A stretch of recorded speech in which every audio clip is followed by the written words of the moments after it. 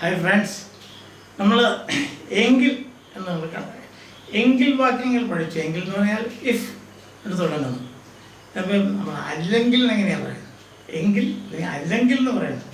അപ്പോൾ അല്ലെങ്കിൽ എന്ന് പറയുന്നതിന് ഉപയോഗിക്കുന്ന വാക്കാണ് അൺലെസ്. Unless, UNLESS. അൺലെസ് ഒരു കൺജങ്ഷനാണ്. ഇഫ് പോലെ തന്നെ അൺലെസ് എന്ന് പറഞ്ഞാൽ ഇഫ് നോട്ട് എന്നുള്ള അർത്ഥമാണ്. ഇനി നീ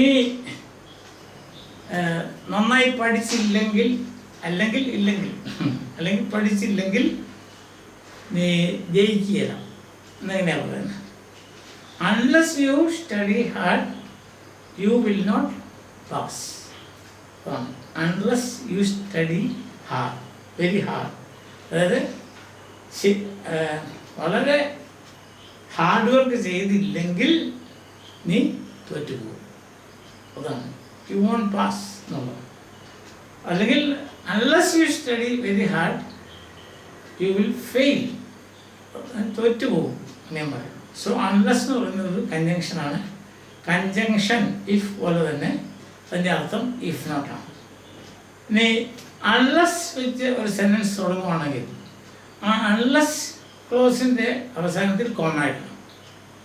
അതേസമയം മെയിൻ ക്ലോസ് വെച്ചാണ് നമ്മൾ തുടങ്ങുന്നതെങ്കിൽ കോമ എന്നും വേണ്ട, നേരെ അങ്ങോട്ട് എഴുതിപ്പോയാൽ മതി. ഇഫ് ക്ലോസ് പഠിപ്പിച്ചപ്പോൾ ഞാൻ ഇത് തന്നെ പറഞ്ഞു, നിങ്ങൾ ഓർക്കുന്നുണ്ട് ഉണ്ടായിരിക്കും എന്ന് ഞാൻ വിചാരിക്കുന്നു. ഓക്കെ, ഇനി എക്സാമ്പിൾസ് കാണുമ്പോൾ നിങ്ങൾക്ക് മനസ്സിലാകും.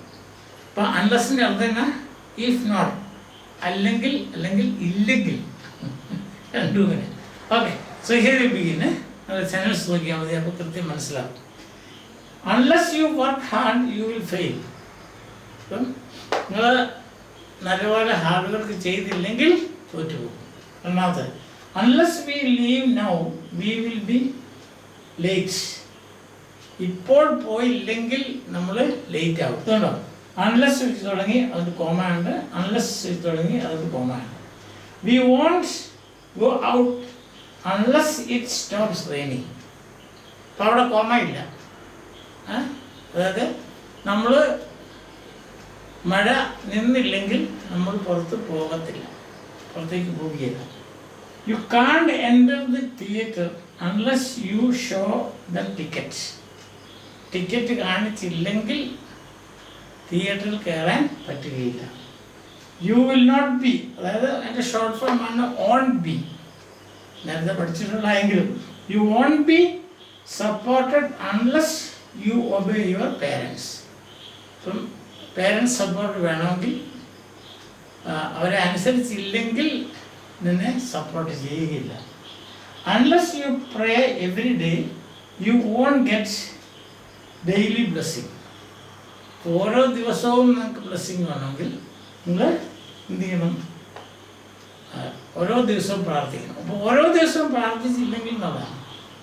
Unless you take a balanced diet you can't do gym exercises. ഒരു ബാലൻസ്ഡ് ഡയറ്റ്, ആവശ്യത്തിന് പ്രോട്ടീനൊക്കെ ഉള്ള ഒരു ഡയറ്റ് എടുത്തില്ലെങ്കിൽ നിനക്ക് ജിമ്മിൽ പോയി എക്സർസൈസ് ചെയ്യാൻ പറ്റുകയില്ല എന്നുള്ളതാണ്. അല്ലെങ്കിൽ ഇല്ല. ഇതോടുകൂടി നമ്മുടെ ആ കണ്ടീഷണൽ ടെൻസിൻ്റെ ഡിസ്കഷൻ കഴിയുകയാണ്. നമ്മൾ കണ്ടു എന്തൊക്കെയാണ് നമ്മുടെ simple condition, imaginary condition, counterfactual അല്ലെങ്കിൽ impossible condition. Now we have got the last one and that is negative, unless. ഇനി നമുക്ക് വേറെ ടോപ്പിക്കിലേക്ക് കിടക്കാം. ഇനി അടുത്ത ടോപ്പിക്കാണ് modals, MODALS. So stand by for the next topic. Till then, bye.